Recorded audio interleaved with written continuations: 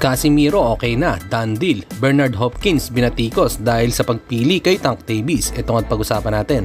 Pero bago ang lahat, subscribe po ng channel ko. Huwag niyo na rin kalimutan i-click ang notification bell para lagi kayong una sa balita.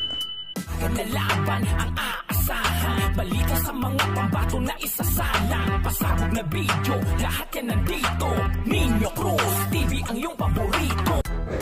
Pag-usapan nga po natin mga kaboxing, Bernard Hopkins na tanong sa isang interview kung sino para sa kanya ang best fighter sa pound for pound. Sinagot nga nito agad ay si Gervonta Tank Davis, best fighter of the world today.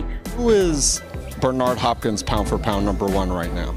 The pound for pound of boxing, to me, it's Tank Davis based on the execution of Ryan Garcia and the way he executed Ryan Garcia. Bagamat madami nga ang hindi sumang-ayon dito dahil madami pang mabibigat sa dibisyon niya ang kailangan niyang matalo para masabi na best fighter siya. Nandyan pa nga si Shakur Stevenson, Lomachenko at si Devin Haney.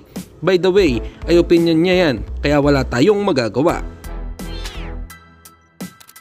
Samantalang pinost naman ni Cuadrola sa kanyang FB account na done deal na naman, masarap lumaban pagkasama mo mga mahal mo sa buhay, geng-geng. Ibig sabihin yan siguro na meron na siyang mga kalaban na boksingero sa buwan ng February susunod na taon ang kanyang pagbabalik sa ibabaw ng ring at balak ganapin ang laban sa Okada, Manila kung saan dun din ginanap ang laban niya kay Pilipus ng Hitumbua. Dito na lang ang aking boxing news report. Babu!